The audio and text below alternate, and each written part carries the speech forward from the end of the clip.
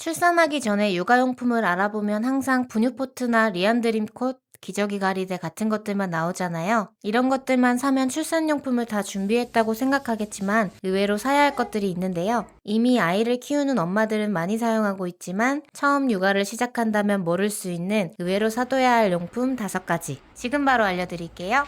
손풍기.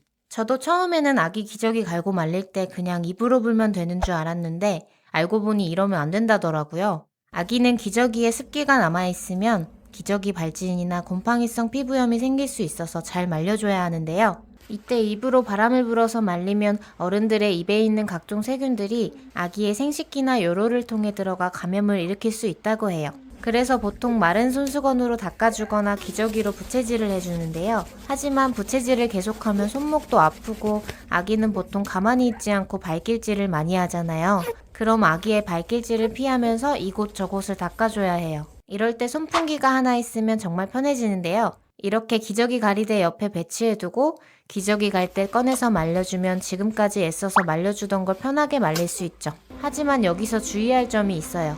너무 강한 바람은 피해야 하는데 오히려 건조해져서 피부에 더 자극이 될 수 있다고 해요. 손풍기를 사용할 때는 약한 바람으로 거리를 좀 둬서 사용해야 해요. 비싸고 성능 좋은 손풍기는 딱히 필요 없어서 저희는 쿠팡에서 5,900원짜리 손풍기 하나 사서 지금까지 잘 사용하고 있어요. 그리고 손풍기는 나중에 이유식 시킬 때도 쓸 수 있으니까 하나 사시는 걸 추천드려요.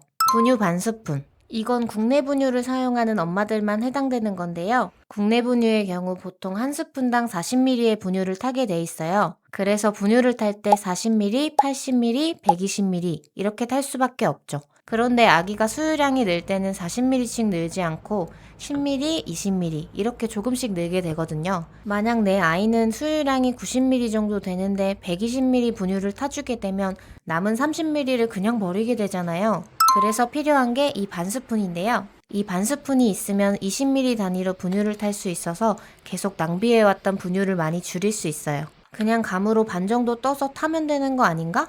할 수 있는데 이렇게 긁어서 윗면을 평평하게 만드는 게 정량을 맞추기 위한 거잖아요. 분유가 너무 진하면 변비나 탈수의 위험이 있고 너무 묽으면 영양 불충분이나 체중 증가가 저하될 수 있다고 해요. 저희는 앱솔루트 명작 분유를 먹이고 있는데 매일 유업 공식몰에서 반스푼을 구입했어요. 분유 브랜드마다 무료로 반스푼을 제공하는 곳도 있으니까 미리 검색해서 구비해두는 게 좋을 것 같아요.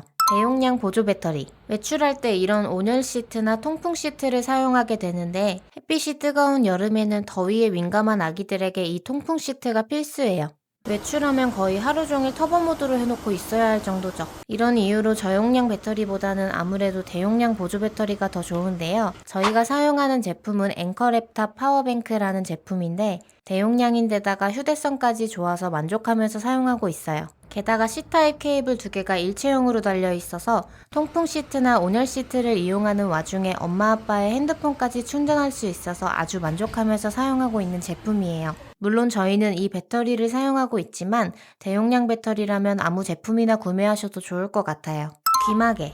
육아를 하는데 귀마개가 웬 말이냐 할 수 있는데 아이를 키우기 전에는 이 용쓰기라는 걸 모르고 있다가 조리원에서 아기를 데려오고 나서부터 아기가 끙끙거리고 이상한 소리를 내서 많이 당황하실 거예요. 그래서 급하게 유튜브에 검색하면서 이게 괜찮은 건가? 어디 아픈 거 아닌가? 걱정하게 되는데 대부분의 아이가 괜찮다고 하고 매우 일반적인 행동이라고 해요. 그런데 문제는 이걸 밤새 한다는 거예요. 특히 자는 밤에는 이 소리가 잘 들리고 용 쓰는 소리 때문에 잠을 설치게 되는데요. 이럴 때 미리 귀마개를 사놓는다면 고생을 좀 덜하게 되겠죠. 특히 신생아 때는 새벽에 3번이고 4번이고 일어나서 수유를 해야 하는데 용 쓰는 소리 때문에 잠까지 못 잔다면 정신적으로나 신체적으로나 너무 힘들기 때문에 미리 하나 구매하시는 걸 추천드려요.